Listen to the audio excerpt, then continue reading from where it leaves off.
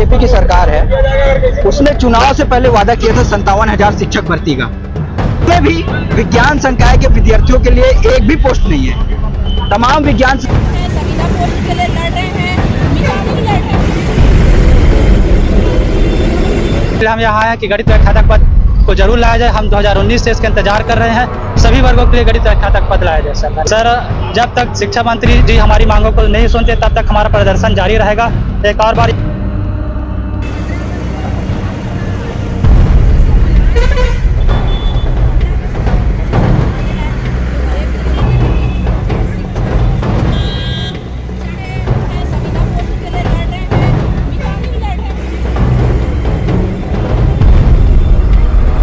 वर्तमान में जो बीजेपी की सरकार है, उसने चुनाव से पहले वादा किया था 57,000 शिक्षक भर्ती का, चुनाव से पहले। उसके बाद 33,000 पर आए, लेकिन उसके बाद अभी 5,000 वैकेंसी निकालने की बातें चल रही है। कुछ वैकेंसी निकली हुई है, उसमें भी विज्ञान संकाय के विद्यार्थियों के लिए एक भी पोस्ट नहीं है।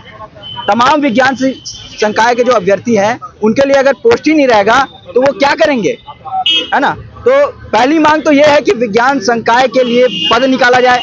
दूसरी जो प्रमुख मांग है वो सीटेट के जितने भी अभ्यर्थी जो 6 सितंबर को एग्जाम देने वाले हैं, उनको जो है पात्र किया जाए शिक्षक भर्ती में बैठने के लिए, ताकि क्या है सीटेट के जितने भी कैंडिडेट जो 6 सितंबर को पेपर देने वाले हैं, वो लोग भी ये शिक्षक भर्ती में शामिल हो सके।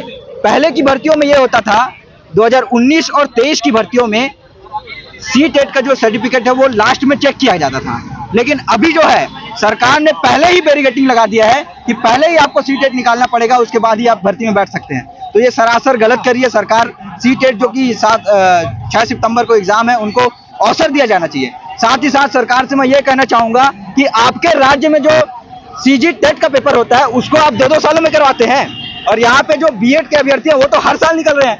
आपको सीजी टेट का पेपर जो है वो हर साल करना चाहिए, और इस हिसाब से जो है वो 6 सितंबर वाले अभ्यर्थी को, गजेंद्र यादव जी को, आदरणीय शिक्षा मंत्री जी को इस मांग को पूरी करनी होगी। जब तक ये मांग पूरी नहीं होगी तब तक हम डट करके आंदोलन करेंगे। कहाँ से लोग आए? तमाम जगहों से, सुकमा से लेकर के उत्तर के जितने भी राज्य हैं वहां तक के लोग आए हुए हैं, बलरामपुर तक के। जी, आपको नाम पता? मेरा नाम अभिषेक नागर, मैं बिलासपुर जिले से आया हूँ। गणित अभ्यर्थी संघ का मैं उपाध्यक्ष हूँ।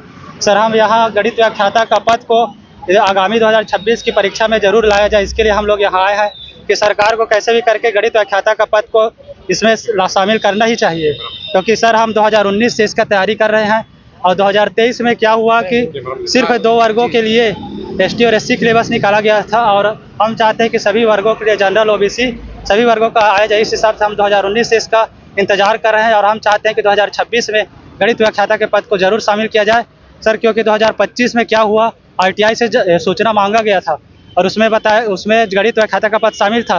तो उसी बेस पर हम तैयारी कर रहे हैं। 2025 की सरकारी विज्ञापन के अनुसार ही हम तैयारी कर रहे हैं। अगर गणित व्याख्याता पद नहीं आता तो ये हमारे साथ अन्याय हो जाएगा।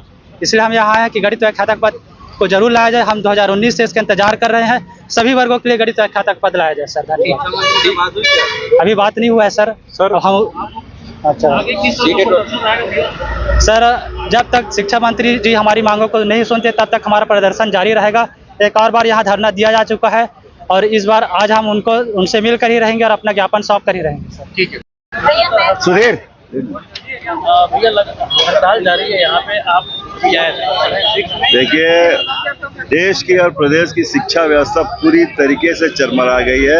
आज न शिक्षकों के साथ न्याय हो रहा है, न छात्र छात्राओं के साथ न्याय हो रहा है। अन्याय ही अन्याय हो रहा है। जब से भारतीय जनता पार्टी की सरकार आई है, दिल्ली में आप देखें कि छात्र आंदोलनरत है, सभी जगह छात्र आंदोलनरत है। हमारे प्रदेश में भी शिक्षकों ने अभी अतिथि शिक्षकों ने आंदोलन किया, लेकिन सरकार ने सुना नहीं। प्रदेश में भारतीय जनता पार्टी की सरकार बनने के बाद उन्होंने कहा था कि हम 57,000 शिक्षकों की भर्ती लेंगे, लेकिन उन्होंने नहीं लिया। 33,000 बोले, वो भी नहीं लिया। 5,000 लिए, लेकिन उसके साथ लेने के बाद भी छात्रों के साथ अन्याय कर रही है। न साइंस का टीचर है, न मैथ्स का टीचर है, न केमिस्ट्री का है, न फिजिक्स का। तो ये अन्याय नहीं तो क्या है? भारतीय जनता पार्टी देश को कहाँ ले आना चाहती है, ये सबके समझ से परे है। गजेंद्र यादव जी से जब सवाल पूछा जाता है, हाँ बोला के चल जाते हैं, जवाब नहीं दे रहे।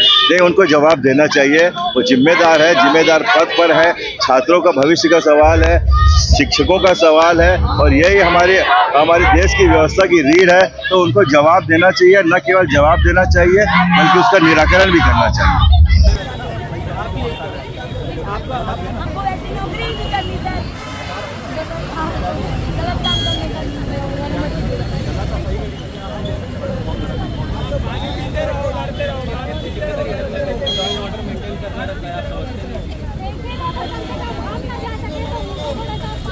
आप जो भी बात अपनी रखते हैं उन तक सब दशा पहुँचाई जाती है।